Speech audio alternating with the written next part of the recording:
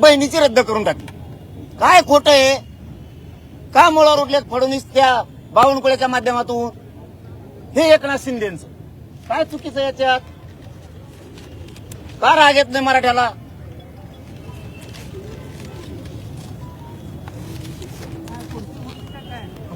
जात पडताळणी समितीचा निर्णय येऊ, दहीहंडेला प्रमाणपत्र द्या म्हणून व्हॅली.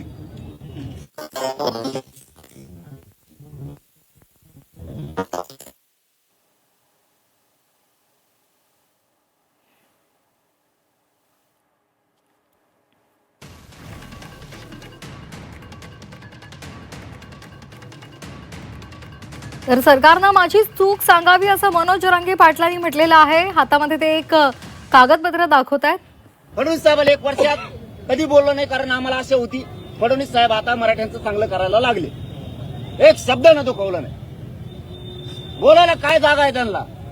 का रद्द करता तुम्ही? असं रद्द करा. इंडस्ट्री काय हे? पाटील साहेब आता फडणवीस साहेबांवरती जी आहे ती टीका करताय, परंतु काही दिवस अगोदर जे आहे की सोलापुरातील मराठा समाज बांधवांनी जे आहे मराठा समाजाचाच महापौर व्हावा यासाठी जे ठिकाणी केले होते. आज तुम्ही त्याच महापौरांबरोबर जे आहे ते सार्वजनिक काय असतं हे बघा, विषय भरकटायला मेसेज काय, संदेश काय द्यायचा आहे कशाचा? आजच्या कार्यक्रमाची उपस्थिती आणि काही दिवस अगोदर जे आहे छत्रपती शिवरायांचं शिल्प उद्घाटन करायचं नाही का? मी त्याला राजकारणात जोडायचं का तुम्हाला जातीशी? काही दिवस अगोदर मराठा तुम्हाला जातीशी जोडायचं गेला? तुमची इच्छा आहे का आम्ही गुन्ह्या गोविंदांना नांदू नये? फडणवीसांची इच्छा तुम्हाला पुरी करायची का? सगळ्या जाती धर्माचे लोक एकत्र राहू नये, मागणी असणं ही प्रत्येकाचा अधिकार आहे. म्हणून काय वैरी झालो का आम्ही? मागणी करणारेच लोक महापौराबरोबर आहेत. आता माझा तो प्रश्न नाही, विषय भरकटायला नको, गरिबांच्या लेकराचं कल्याण होतं. पाटील साहेब आपण रोष व्यक्त करताय, मात्र ज्या राजकीय पक्षामध्ये जे आहेत ते आपले समाज बांधव मोठ्या प्रमाणात खासदारांपासून ते पदाधिकाऱ्यांपर्यंत त्यांना काय आपण संदेश देणार आहात? कारण आपण एकीकडे फडणवीस असतील, शिंदे साहेब असतील यांच्यावरती टीका करताय, मात्र अनेक पक्षामध्ये आपले मराठा बांधव जे आहेत ते आहेत, त्यांना काय आपण संदेश देणार? मी कधी टीका शिंदे साहेबांवरती, फडणवीस साहेबांवरती वर्षात केली नाही. मला गरिबाचं कल्याण करायचं तर मी राजकीय ढवळाढवळ करू नये, मी राजकीय बोलू नये. नाही बोललो. लाड भाऊ मध्ये पडले, विखे पाटील साहेब मध्ये पडले, मी एका शब्दानं दुखवलं नाही. मला आशा होती गरिबाचं कल्याण होईल. कुणबी प्रमाणपत्र रद्द का केले? यांच्या डोक्यात वेगळं आहे. मी रिअल सांगायलो आज सोलापूरच्या नगरीतून. यांच्या डोक्यात हे जरांगे पाटील हे पक्का आरक्षण मराठ्याला द्यायला लागला. नोंदी देणं म्हणजे पक्क आहे. मग आता गैरसमज पसरा मराठ्यात, म्हणजे प्रमाणपत्र काढणार नाही का? रद्द व्हायला लागले. रद्द कसं का होती? ओरिजिनल नोंदी आहेत शिंदे समिती शोधल्या. रद्द कसं काय करायला तुम्ही? यांना सातारा संस्थांचं, कोल्हापूर संस्थांचं गॅजेट द्यायचं नाही. यांना 58 लाख नोंदी द्यायच्या नाहीत, म्हणून मराठ्यांनी जागे व्हा. राजकारण नंतर करू, राजकारण नंतर करू. अगोदर मराठे एकत्र या तुमच्या लेकरा बाळाचं आयुष्याचं कल्याण करण्यासाठी. पर्याय नाही. उघड अन्याय केलाय तरी तुम्ही खरबडून जागे होणार नसलात तर तुमच्यात मराठ्याचं रक्त खेळतच नाही. सरकार कुठेतरी थंड हे आंदोलन आपलं थंड पद्धतीने करून प्रमाणपत्र जे आहेत ते वैध ठरवण्यात आलेले आहेत. 219 फक्त अवैध ठरवण्यात आलेले आहेत असं सरकारकडून सांगण्यात. मग सरकारने मीडिया ट्रायल कमी केली 4 साठी. 2 दिवस मराठ्यात गैरसमज पसरायचा होता का? प्रमाणपत्र रद्द होते, कुणबीचे प्रमाणपत्र काढू नका. काही समन्वय खाताखात धरले मराठ्याचे, काही अभ्यासात धरले. त्यांनी सांगायचं हे टिकणारच नव्हतं, आम्हाला माहित होतं. तुला काय बोलता माहितीये का? टिकणार होतं का नव्हतं? 2 वर्ष झाले नोंदी ग्रामपंचायतला चिपकेलेल्या आहेत, उर्दू भाषेतल्या आहेत, मोडी लिपीतल्या आहेत. आम्हाला तर येते का? वास्तव सरकारला मोडी लिपी अभ्यासक सापडत नाहीत भाऊ. सध्याची पोझिशन आहे ती, नाही सापडत. आणि आमच्या त्या असून तुम्ही गैरसमज पसरला. पण नशीब मराठ्यांच्या बाजूने. शेवटचा डाव होता फडणवीस साहेबाची, मराठ्यात गैरसमज पसरून फूट पाडता येते का? पण नशीब चांगलं होतं. नेमकं जात पडताळणी समितीने संभाजीनगरच्या दिलेला निर्णय आमच्या हाताला लागला की फाईल असतो. आता फडणवीस साहेबाला कळालं नाही, हे महत्वाचं आहे. आता फडणवीस साहेबाला कळालं असेल याचे पण किती लांब हात आहेत. आम्ही तो निर्णय घेतला.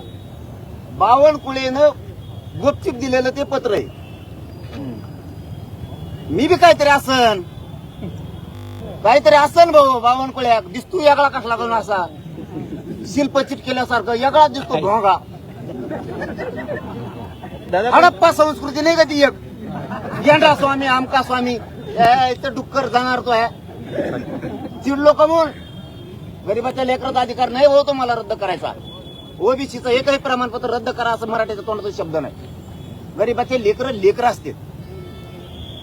तो हातानं वाटोळं करायला लागला ते पत्र पण माझ्या हाती लागलं आणि मग मी दाखवलं. तेव्हापासून फडणवीसांना काय सुधारणा की ह्यो बावनकुळ्या फडणवीसांना बदनाम करायला लागला का काय हे फडणवीस साहेबाच्या मंत्र्याची चर्चा आहे. मला रातभर फोन आहे. मीडियावाल्याला खोटं बोलत नाही भाऊ आपण आम्हाला पक्की साथ देणारे तुम्ही आहे. पण शिंदे साहेबाची झोप नाही. आत्ता गाडीत फोन आलता काय म्हणले साहेब? ते म्हणले आमची चूक सुधारित होतो आम्ही बघतो. त्यांनी चूक मान्य- पहिल्यासारखे प्रेम सुरू पूर्ण होऊ दे ना. सुधारायची. राजकारणात मी चपदप करणार नाही. कशात तुमच्या भाजपमध्ये शिवसेनेत राष्ट्रवादीत मी चपदप करणार नाही. चूक सुधरा दोघांनी पण आणि आमचे प्रमाणपत्र पुन्हा द्या. काहीच हरकत नाही. नाही दिले तर मराठ्यांनी गप बसायचं नाही.